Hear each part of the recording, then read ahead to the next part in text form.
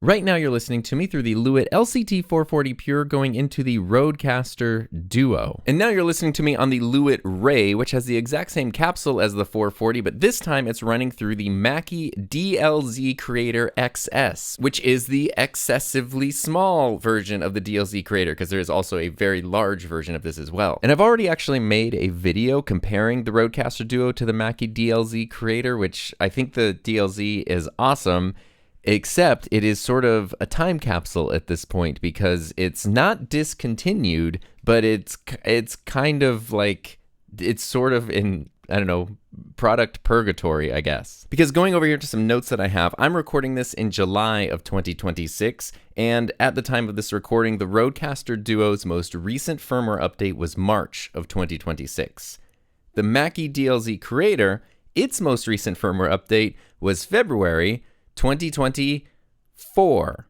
So that's not a good sign. And back over here on the Rodecaster Duo, I am using the generic condenser preset on both of these mixers, but they probably will sound a little different because the way that those presets are preset would be different between the different brands. So if the sound quality is different, just remember this isn't like a mic comparison or review. I just wanted to use both of these switchers while we're talking about them. They both sound excellent and you can customize things, which I'll kind of get into a little bit more in a second. But I do want to point out though that while the Rodecaster Duo and the Rodecaster Pro 2 have continued to get regular firmware updates since their release, which the Rodecaster Pro 2 is now over 4 years old and the Rodecaster Duo is over 3 years old, and the DLZ Creator got a couple of firmware updates, the most recent, like I said, being February of 2024. Their pricing has not changed. The Duo and the XS have the exact same pricing with an MSRP of $499. And here's what's a little bit crazier about that is I can't really find the Mackie on sale anywhere. I kind of thought, you know, it's sort of a product that we don't hear about that much anymore. It's not really getting supported. Maybe that means the MSRP has stayed the same, but if you actually try to buy it somewhere, it's going to be on sale. Not really. There's tons on the used market, so you can get used ones for cheaper, but for new from a reseller, nothing. Whereas it's actually a little bit easier to find the Rodecaster Duo and the Rodecaster Pro 2 on sale. Sometimes not for, you know, a ton, but $50 off or something like that. So in many cases, the Rodecaster Duo is less expensive than the Mackie DLZ Creator XS, which it doesn't... And then we'll go back to the Mac over here because there is the big Mackie, the full-size DLZ, which has an MSRP of $799, and that's still the MSRP, and it's the same thing as this one. It is not really on sale anywhere, whereas the full-size Rodecaster Pro 2 still has its $699 MSRP, and that was always the case. The big DLZ Creator, which I did have for a while, but it was just too big for my workflow, for me personally, although it is a really cool device. The big one was always supposed to be a little more of a premium device, according to Mackie, than the Rodecaster Pro 2, but the Rodecaster Pro 2 is a more feature-capable device, especially now after all the updates it's gotten. But also, even though there were never that many updates for the Mackie in the first place, if you do want to update your firmware, or somehow you have a release day version and you want to just update it a little bit, it's going to be a bit of a process, because if you go to Mackie's website and you go to the support page and go to download things, you can't just download a firmware update anymore or just install it automatically. Whereas on the Rodecaster Duo, if I want to update firmware, you can see a little Wi-Fi symbol because this is connected to Wi-Fi. I can just tap on settings and then go into system, information, and then check for update and update it right here. I can also use the desktop Rodecaster app as well if I want to do it that way. On the Mackie, originally you were able to put the firmware on the micro SD card and then update it that way, but now I guess you can still do that, but the way you get the firmware is you have to email them with your current firmware version, and then they'll give you any kind of updated versions. Never in my life have I seen it where you have to email a company for a firmware download. So I'm taking that as not a great sign. And it is unfortunate because the DLZ lineup, both the big one and the XS, which was my favorite one just because of the form factor and the size, are really cool products. And when they were announced, I was very excited because they were really the first, and still to this date, the only thing that actually gave the Rodecasters a run for their money. And it's not that I'm personally even looking to like update or replace my Rodecasters, but I like that competition. I like when there's this product pushing this product to be better, right? That's historically always a good thing for the user. And the form factors, I love that you can choose between kind of two totally different approaches, whereas the Rodecaster has, you know, traditional channel faders, you've got the smart pads, you have a smaller touch display. The Mackie has knobs instead of slider faders, you have smaller smart pads, but you have this giant display. What is this? I think it's a 7.1 inch display that's also a touchscreen. And this actually makes it really nice to interact with whatever you need to do. So as I do stuff like I tap on the headphone options, now I can control, through these different knobs, which headphone is which. You can see they kind of correspond there, pink, blue, green, and orange. If I go back to the channel effects, it's what you would expect, but it works really, really well. Even if I go to the EQ over here, now I can turn on some EQ, but I can very easily then dial this in either just by touching and moving or with the knobs here, which I have always loved using this. For some reason, this just feels a little bit more natural. I guess I'm literally changing the sound of this while doing this, so sorry if that is making this sound weird. I'll turn that off right there, and we can probably turn off that filter as well. So the DLZ has, I think, always had that advantage with this big display and kind of all the information that you can put on there. And the other thing that it has that the Rodecasters don't have is auto mix right here. So if I press this button up here, now it's going to say auto mix channel 1 priority, channel 2 priority, or equal weight, because this has 2 XLR inputs. And what auto mix is able to do then is to automatically mix your audio, meaning if your levels are a little bit different between different microphones, different speakers, things change throughout a conversation. Sometimes people start really, really loud and then time goes on and they kind of quiet down a little bit. You, as the person, producing this and maybe trying to do all the tech stuff and have a conversation, you don't really have to think about that. You can just kind of set the basics and then this will adjust it. And if you want to kind of lean priority towards one or the other, you can do that if you need to, or you can just have them be equal. Auto mix is a really cool feature that's not available on the Rodecasters or really anything else, any other hardware switcher or mixer as far as I know. And it now is kind of stuck in the Mackie. Both devices have Ethernet ports on the back, but the Mackie is really the only one that made use of it through the addition of NDI functionality. So if you want to have one of these on your network that's controlling stuff in different rooms, different situations, as long as they're on the same network, you can kind of do like some remote control stuff. It's pretty cool. It's like beyond anything I ever got into, but it's something, again, pretty unique and powerful to the Mackie, which Mackie does have a long history of live event, live sound production devices, and you can kind of see that DNA in the DLZ lineup. The Rodecaster Pro 2 and the Duo both have Ethernet ports, but they haven't really been super utilized up to this point. Now, if you go back and you watch my video on the Rodecaster Duo versus the XS, you can see kind of where they were feature-wise at that point in time. But since, in the 2.5 years since the Mackie has gotten any kind of update, the Rodecaster has continued to grow. It's gone down the road of evolution. And so even though it does have a smaller display, we do have a lot more options now, including virtual devices. So when we do our Oh, I can't do it because I'm recording right now. But the Rodecaster's always been pretty versatile in that it has 2 USB ports, with the first one actually counting as 2 inputs, outputs by default, and then a second separate physical USB port. So if you want to use it, you can plug both to the same device and then have 3, input outputs that way, or you can connect them to separate devices. But that functionality has even been expanded upon, which, as you can see down here, like on mine, I have XLR on channel 1, I have USB 1 on channel 2, game audio on channel 3, and chat audio on channel 4. So I have all these different virtual devices. This one would just be the main sound for my computer. This one would just be game audio. And the last one would be mix minus voice chat. Those are kind of the most common ones that I use. And I can do all that through a single USB connection to my computer because it breaks it out into virtual devices, which is super powerful, something people have been asking for a long time. And same goes with routing. The routing capabilities on the Rodecaster, what inputs are and outputs and things are connected to all the different inputs and outputs. You can have totally custom control over that, including separate headphone mixes. So even though it does have the smaller display and the smaller screen, it has significantly more options in here now. And just kind of a tidbit, if you didn't know this, I mentioned firmware updates. If you go into system and you go into information, you can click on view device information. And if you just keep tapping on this, after about a dozen times, it will enter beta mode. You don't need to be registered or anything. And now, if there is beta firmware, it will pick it up and it will, if you want to try out new features and stuff like that, which does tie into, if I go into operation mode here, now there's podcast mode, but also Rodecaster Sync, which is a beta feature that's on the Rodecaster Duo and the Rodecaster Pro 2. And what that is compatibility with the Rodecaster video. So if you want to use this natively as bring in the sources from the Rodecaster video, like the audio sources, and even use this to switch between the video sources, especially on the Rodecaster video core. Actually, I don't know if that has been moved to the Video S and regular yet, but obviously it's going to at some point. It has to.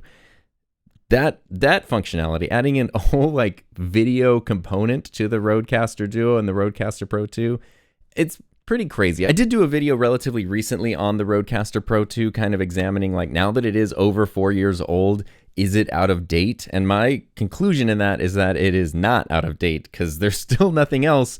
The Mackies were the closest thing to true Rodecaster competitors, and they're sort of stuck frozen in time. So the Rodecaster Pro 2, the Rodecaster Duo, are still kind of the best of the best. And even on top of the other features I just mentioned, you also have Rode Call Me. So if you want to bring in, virtual guests, you get 10 hours for free a month, or you can do a subscription if you want to. And then also, like if you're using Rode wireless mics, you can do wireless mic receiving. They really leapt even further ahead in the time since. And as I'm talking about this, if you follow, the industry news, you might have already put together a few timelines. So the Mackie DLZ Creator XS, the DLZ Creator, the big one, came out in 2023, like earlier 2023. The Creator XS came out in December of 2023. Do you know what also happened in December of 2023? Rode bought Mackie. And so that, it seems pretty obvious then, the writing's on the wall, right? Here's the biggest competitor. We just bought them and killed the product. But there's actually a lot more to it than that. Even in my, kind of non-professional investigation research kind of looking stuff up here, it is significantly more interesting than I expected. And that does tell me the Creator XS, the fact that was released literally the same month that Rode's parent company bought Mackie, and then the firmware update came out 2 months later, the last firmware update, it kind of tells me that those two things were probably in the works for a long time. Then they were released, and then that, there was no further development on the Mackie side of things, which is unfortunate, but I don't think that's actually the whole picture of what happened. I think the full story is a little bit more interesting, which is why I really wanted to make this a video. So Mackie has had a long history in live production. Actually, even on my desk back here, I have Mackie monitors for my speakers, and they're fantastic. What seems to have been the case is that Mackie products that complement Rode products have been further developed, further released, supported, whereas the few products that directly competed with Rode products haven't been discontinued, but definitely haven't been getting any support. I guess they're still making them. I don't know if they're just going through the old surplus of stock, or are they like actually manufacturing new DLZ units? I'd have to think that they're not, but I really have no idea. But here's something I discovered that I didn't know, which is Rode acquired Mackie, or Rode's parent company, which is the Friedman Group, acquired Mackie. But I say Rode because of the companies that the Friedman Group owned, especially at the time, Rode is like by far the biggest. So, clearly that's the one that's probably getting a lot of attention, a lot of priority. They purchased Mackie in December of 2023.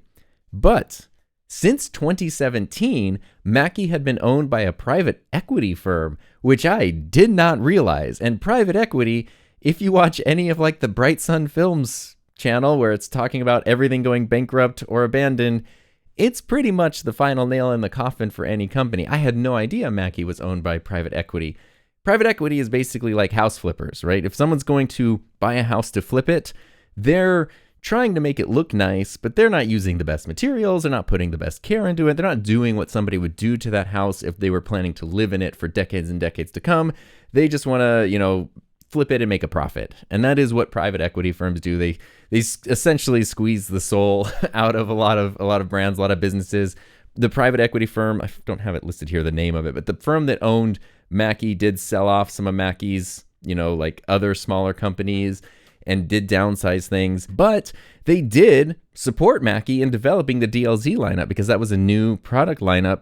And that to me was interesting, because usually you don't think of private equity firms as supporting new development, new innovation, but they did. And that I think was a good move, because it made a really good product. So on the surface, it's easy to look at it and say, oh, Rode bought Mackie and killed their competing products. But in reality, I think Rode's acquisition, or the Friedman Group's acquisition of Mackie, was actually a positive thing, because it saved them from the clutches of private equity, which is in almost every situation a bad thing for people who actually care about the thing that is being created there. And in the time since, Mackie has actually done quite well. Like their products that they have developed since the acquisition have been high quality. And I even found an article that said that Rode, or the Friedman Group, is now developing a new manufacturing facility in New Mexico, so more Mackie products can be manufactured there. So it seems like the company is actually doing well. It's growing. It's getting support. So it's almost like in 95% of the ways, Mackie has benefited from the acquisition, and they're no longer part of private equity. It's just the weird little niche area with like the one product that I was the most excited about that happened to kind of get frozen or, silently discontinued in a way. And that looks really bad if you're in this world, but in general, it's actually a positive thing. I don't know. I had no idea about the private equity story, so I found that really fascinating as part of the XS/Rodecaster's, not really competition, because they didn't really ever have a chance to compete. So that's all well and good, but if we're, moving beyond talking about private equity and which company owns which company and whatever vested interest, and we're just like, which of these things is the better thing? The Rodecaster is the better thing and the better value by a mile. But the Mackie is still decent, and I do think, okay, it's as good as it ever was. So this is kind of my notes in terms of who should, if anyone, should still get the Mackie DLZ. I genuinely don't think anyone should buy a brand new Mackie DLZ, either the big one or the XS, because you're kind of buying into what seems to be a dead ecosystem. But there are a couple of features. If you really need auto mix, or you really need an NDI workflow, this is something that offers that, which those are two pretty unique things. Or if there's something about just the form factor, the interface, the user experience, that this kind of speaks to you and the way your brain works more than the way the Rodecasters do, then that works too. Because this, while it's probably not going to be getting any other updates or growing or anything, it's still going to be always as good as it is. It's never going to get worse. But at the same time, if you're a DLZ user, you do need to kind of look towards the future, because what happens when the time comes that you need to update your device, you're not probably going to be able to stay in that same ecosystem. It reminds me very much of what Go XLR users are going through, where I know a lot of people have their Go XLRs still, but they're no longer supported, they're no longer manufactured. And so a lot of people, now that it's been a couple of years that they have been, essentially like shut down, people are kind of going, okay, I need something else. What else do I get? Fortunately, in the world of audio mixers, it's not like a phone or something where you need or should expect to update them every couple of years. In a lot of cases, they can just last forever unless something breaks. Even, I have the original Rodecaster Pro from 2019 back here. That still works great. And if I didn't need the virtual channels and I didn't really use dynamic mics with it, it could honestly suit most of my needs pretty well. But I love the virtual channels. I use a lot of dynamic mics, so the more powerful preamps of the Rodecaster Duo and the Rodecaster Pro 2 really help a lot. And then also, this has significantly better headphone amps as well. So there are things that step up, but if you're someone who, uses condenser mics primarily, and you have a Rodecaster Pro 1 and it's suiting your needs, there's really no need to upgrade. And so I think that's also a reason why the Rodecasters have already kind of outlived their expected life cycle, or their product life cycle, because it sort of makes sense to just keep supporting the existing thing rather than pump out a new version every couple of years. Because most people who aren't weird audio obsessive nerds like me aren't going to buy new mixers and interfaces all the time. You kind of buy one, maybe two in your life forever, and that's it. So between the private equity saga that I was not aware of and the super bizarre thing where now you can only update your firmware via a direct email request, I thought it was worth re-examining the Rodecaster Duo and the Mackie DLZ Creator XS just to see where things stand now, several years after their release. If you can find a DLZ, if it really kind of sparks your fancy and you can find a used one at a reasonable price, it is still a great device. But if you want to invest in a more stable, more long-term supported ecosystem, obviously the Rodecaster is still the road to go faster down.